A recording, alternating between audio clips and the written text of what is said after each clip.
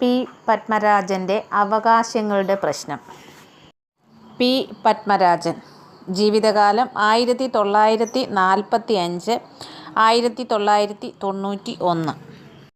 കഥാകൃത്ത്, നോവലിസ്റ്റ്, ചലച്ചിത്ര സംവിധായകൻ, തിരക്കഥാകൃത്ത് തുടങ്ങിയ മേഖലകളിലെല്ലാം തന്നെ തൻ്റേതായ വ്യക്തിമുദ്ര പതിപ്പിച്ച ആളാണ് ശ്രീ പി. പത്മരാജൻ. ഒരു സിനിമാ സംവിധായകൻ എന്ന നിലയിൽ എല്ലാവർക്കും സുപരിചിതനാണല്ലോ അദ്ദേഹം. 1981 പുറത്തിറങ്ങിയ ഒരിടത്തൊരു ഫയൽവാൻ, 86 പുറത്തിറങ്ങിയ അരപ്പട്ട കെട്ടിയ ഗ്രാമത്തിൽ, 1986 തന്നെ പുറത്തിറങ്ങിയ നമുക്ക് പാർക്കാൻ മുന്തിരിത്തോപ്പുകൾ, 87 തൂവാനത്തുമ്പികൾ, 88 മൂന്നാം പക്കം തുടങ്ങിയ ചിത്രങ്ങൾ അദ്ദേഹത്തിൻ്റെ മാസ്റ്റർ പീസുകളാണ്. കൂടാതെ ആസ്വാദകരുടെ ഹൃദയത്തിൽ തങ്ങി നിൽക്കുന്ന അനേകം നല്ല ചിത്രങ്ങൾ അദ്ദേഹത്തിൻ്റേതായിട്ടുണ്ട്. ഒപ്പം തന്നെ പല സിനിമകൾക്കും തിരക്കഥയും എഴുതിയിട്ടുണ്ടല്ലോ അദ്ദേഹം. അദ്ദേഹത്തിൻ്റെ തന്നെ പല കൃതികളും തിരക്കഥകളാക്കി മാറ്റിയിട്ടുണ്ട്. ആധുനിക മലയാള ചെറുകഥയുടെ ചരിത്രത്തിൽ ശ്രദ്ധേയമായ ഒരു സ്ഥാനത്തിന് അർഹനാണ് ശ്രീ പി. പത്മരാജൻ. മലയാള കഥയിൽ ആധുനികതയുടെ വരവറിയിച്ചവരിൽ പ്രധാനിയാണ് അദ്ദേഹം. ആലപ്പുഴ ജില്ലയിലെ മുതുകുളത്തായിരുന്നു അദ്ദേഹത്തിൻ്റെ ജനനം. നക്ഷത്രങ്ങളെ കാവൽ എന്ന നോവലിന് 1972 കേരള സാഹിത്യ അക്കാദമി അവാർഡ് ലഭിച്ചിട്ടുണ്ട്. അവകാശങ്ങളുടെ പ്രശ്നം. മരിച്ചവരുടെ ഛായാപടങ്ങൾ മാത്രം വിൽക്കുന്ന തെരുവായിരുന്നു അത്. ഒരുച്ചയ്ക്ക് അയാൾ വിയർത്തു കിതച്ച് അവിടേക്ക് കയറി ചെന്നു. അയാൾ ആദ്യമായാണ് ആ ഭാഗത്തു വരുന്നതെന്ന് അപരിചിതമായ ഒരു പകച്ചുനോട്ടം വിളിച്ചറിയിച്ചു. ഛായാപടങ്ങൾ കച്ചവടം ചെയ്യുന്നവർക്ക് ആ അമ്പരപ്പ് പെട്ടെന്ന് മനസ്സിലായി. അവർ ഇത്തരം എത്ര പകച്ച മുഖങ്ങളെ കാണുന്നതാണ്. എന്താ നിങ്ങളുടെ പേര്? കച്ചവടക്കാരൻ അയാളോട് വാത്സല്യപൂർവ്വം തിരക്കി. ദിവാകരൻ. എന്താ ദിവാകരന് വേണ്ടത്? എനിക്ക് കുറേ ചിത്രങ്ങൾ കിട്ടിയാൽ കൊള്ളാമായിരുന്നു, ദിവാകരൻ പറഞ്ഞു. എല്ലായിടത്തും ഞാൻ അന്വേഷിച്ചു, എൻ്റെ അച്ഛൻ്റെയും അമ്മയുടെയും ചിത്രങ്ങൾക്ക് വേണ്ടി. ഞാനിനി പോകാനൊരിടമില്ല. അവസാനം ഇന്നിപ്പോൾ മാത്രമാണ് അറിഞ്ഞത്, ഒരുപക്ഷെ നിങ്ങളുടെ തെരുവിൽ നിന്ന് എനിക്കത് കിട്ടിയേക്കുമെന്ന്. ഇത്രയും പറഞ്ഞു കഴിഞ്ഞപ്പോഴേക്ക് അയാൾ വിവശനായി കഴിഞ്ഞിരുന്നു. അയാളുടെ നെറ്റിത്തടത്തിൽ പുതിയ ഗോളങ്ങളുണ്ടായി. നിങ്ങൾക്ക് കിട്ടിയ അറിവ് ശരിയാണ്. ഒരു കച്ചവടക്കാരൻ കച്ചവടക്കാർക്ക് മാത്രം സ്വായത്തമായ ഒരു നിർവികാരതയോടെ അറിയിച്ചു. ഞങ്ങൾക്ക് നിങ്ങളെ സഹായിക്കാൻ കഴിഞ്ഞേൽക്കും. ദിവാകരൻ്റെ മുഖം സന്തോഷം കൊണ്ട് വികസിച്ചു. സഹായിക്കുമോ? അയാൾ ചോദിച്ചു. ശരിക്കും? കച്ചവടക്കാർക്ക് ചിരി വന്നു. ഒരു കൂട്ടച്ചിരിക്കിടയിൽ അവർ പരസ്പരം കണ്ണുകളിൽ നോക്കി. ഞങ്ങൾ പാതി നിങ്ങൾ പാതി എന്നതാണ് ഇവിടുത്തെ പ്രമാണം, അവരിലൊരാൾ സൗമ്യമായി പറഞ്ഞു. നിങ്ങൾക്ക് ഈ തെരുവിലെ ഏത് ഛായാപടവും പരിശോധിക്കാം. അതിനുള്ള സ്വാതന്ത്ര്യം തന്നാൽ തൽക്കാലം തൃപ്തിപ്പെടാമല്ലോ, അല്ലേ? ഇരുഭാഗത്തുമുള്ള കടകളിൽ അസംഖ്യം ചിത്രങ്ങൾ തൂക്കിയിട്ടിരുന്നു. അവയുടെ സംഖ്യ ദിവാകരനെ ഭയപ്പെടുത്തി. ആദ്യത്തെ കടയിൽ അയാൾ വിപുലമായ ഒരു തിരച്ചിൽ തന്നെ നടത്തി. അനവധി മുഖങ്ങൾ, അനവധി കണ്ണുകൾ. അവയിൽ പലതും താൻ അറിയുന്നവയാണെന്ന് ദിവാകരന് തോന്നി.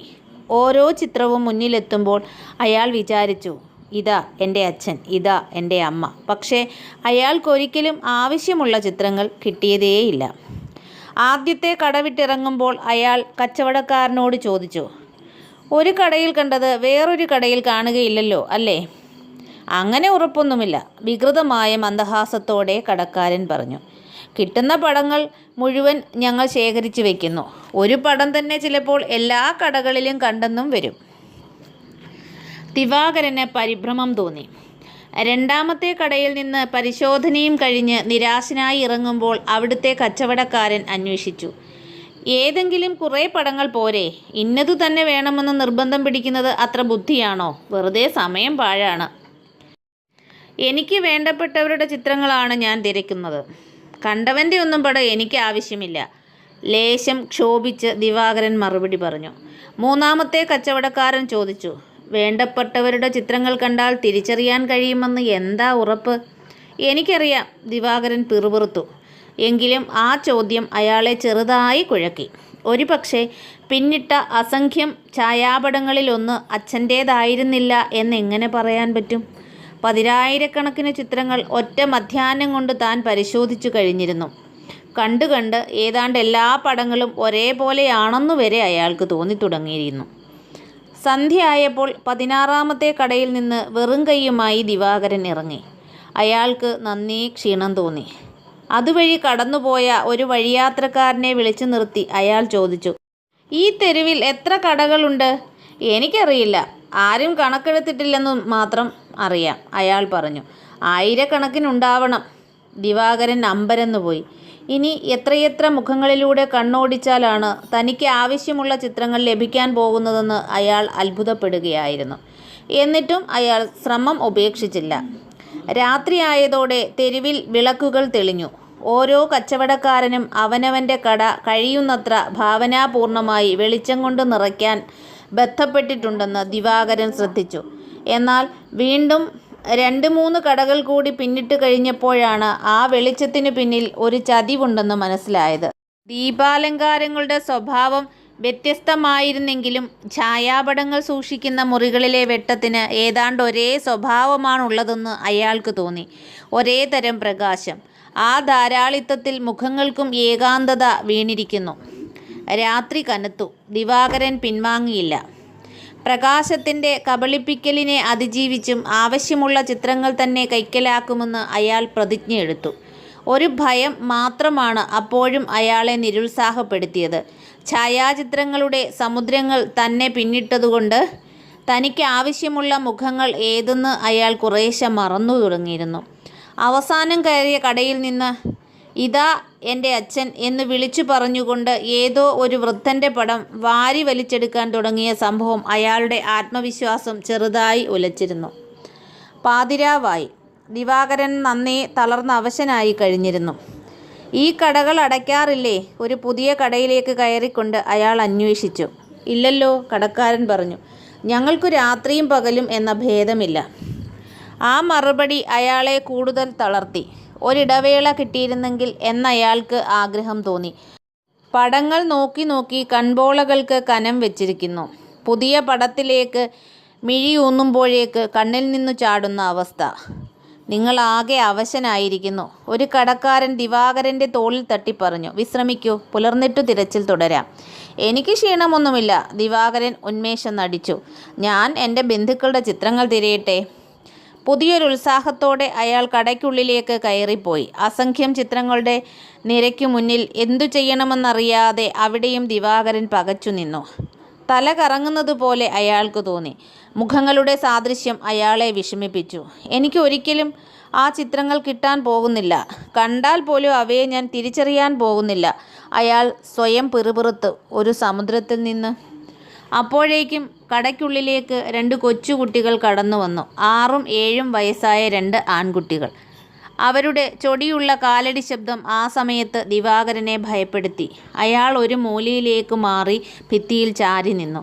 ആ കുട്ടികൾ പൊയ്ക്കഴിഞ്ഞ് തിരച്ചിൽ തുടരുകയാവും ബുദ്ധി എന്ന് അയാൾക്ക് തോന്നി. പുറത്ത് തെരുവിൽ വെളുപ്പാൻകാലമാകുന്നത് ദിവാകരൻ കണ്ടു. പടങ്ങൾ നോക്കി നോക്കി കുട്ടികൾ അയാൾ നിൽക്കുന്നിടത്തെത്തി. ദിവാകരനെ കണ്ട് അവർ നിന്നു. അവരുടെ കണ്ണുകൾ അയാളുടെ തുറന്ന കൺപോളകളിൽ തറച്ചു. അവരുടെ തിരച്ചിൽ തൻ്റെ മുന്നിൽ ഒടുങ്ങുന്നു എന്ന് ദിവാകരൻ ഭയപ്പാടോടെ അറിഞ്ഞു. നോക്കി നിൽക്കെ കുട്ടികളുടെ കണ്ണുകൾ നിറഞ്ഞൊഴുകി. നിശബ്ദമായി അവർ കരയാൻ തുടങ്ങി. ആ കരച്ചിൽ കണ്ടു നിൽക്കുക വിഷമമായിരുന്നു എങ്കിലും എന്തു ചെയ്യണമെന്ന് നിശ്ചയമില്ലാതിരുന്നതുകൊണ്ട് അയാൾ അവിടെ തന്നെ നിന്നു.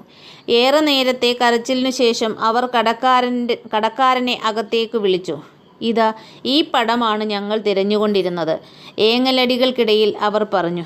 കടക്കാരൻ ദിവാകരനെ ഒരു വലിയ കടലാസ് കൂട്ടിലാക്കി ഭംഗിയായി പൊതിയാൻ തുടങ്ങി. കാരണം മരിച്ചവരുടെ ഛായാപടങ്ങൾ മാത്രം വിൽക്കുന്ന ഒരു തെരുവായിരുന്നല്ലോ അത്. അവകാശങ്ങളുടെ പ്രശ്നം എന്ന കഥയിലൂടെ സ്വത്വം നഷ്ടപ്പെടുന്ന മനുഷ്യരുടെ വ്യഥകളും ഉപഭോഗ സംസ്കാരത്തിൻ്റെ കാപട്യങ്ങളുമൊക്കെ പത്മരാജൻ വരച്ചു കാട്ടുന്നു. കഥയിലെ ദിവാകരനും കുട്ടികളും തിരയുന്നത് അവരുടെ പ്രിയപ്പെട്ടവരുടെ ഛായാപടമാണ്. കച്ചവടക്കാർക്ക് പക്ഷേ തങ്ങളുടെ കടയിൽ കച്ചവടം നടക്കണമെന്ന് മാത്രമേ ഉള്ളൂ. അതുകൊണ്ടാണല്ലോ അച്ഛനമ്മമാരുടെ പടങ്ങൾ തിരഞ്ഞു ചെന്ന ദിവാകരനോട് ഏതെങ്കിലും കുറേ പടങ്ങൾ പോരെ എന്ന് കച്ചവടക്കാരൻ ചോദിക്കുന്നത്. ഉൽപ്പന്നങ്ങൾ സമുദ്രം പോലെ നീണ്ടു പരന്നു കിടക്കുന്നു. കുറേ പടങ്ങൾ കണ്ടപ്പോൾ തനിക്ക് ആവശ്യമുള്ള മുഖങ്ങൾ ഏതെന്ന് മറന്നുപോയി എന്ന് ദിവാകരന് തോന്നുന്നുണ്ട്. അപ്പോൾ ഉൽപ്പന്നങ്ങളുടെ ബാഹുല്യത്തിൽ മനസ്സുടക്കിപ്പോയാൽ തനിക്ക് ആവശ്യമുള്ളത് മറന്നിട്ട് മറ്റൊന്ന് വാങ്ങേണ്ട അവസ്ഥ ഉപഭോക്താവിനുണ്ടാകുമെന്ന സൂചന ഇവിടെയുണ്ട്. പിന്നെ കച്ചവട തന്ത്രം അറിയാവുന്ന കച്ചവടക്കാരൻ്റെ വാഗ്ധോരണിയിലും നാം അറിയാതെ വീണു പോകുമല്ലോ. കഥയുടെ അവസാനത്തിൽ ദിവാകരന് തൻ്റെ അച്ഛനമ്മമാരുടെ ചിത്രങ്ങൾ ലഭിക്കുന്നില്ലെങ്കിലും അയാളുടെ കുട്ടികൾക്ക് അവരുടെ അച്ഛൻ്റെ പടം ലഭിക്കുന്നുണ്ട്. തങ്ങളുടെ അച്ഛൻ്റെ ഛായാപടം തിരഞ്ഞെത്തിയ കുട്ടികൾ ദിവാകരൻ്റെ സമീപമെത്തി കരഞ്ഞുകൊണ്ട് നിൽക്കുന്നു.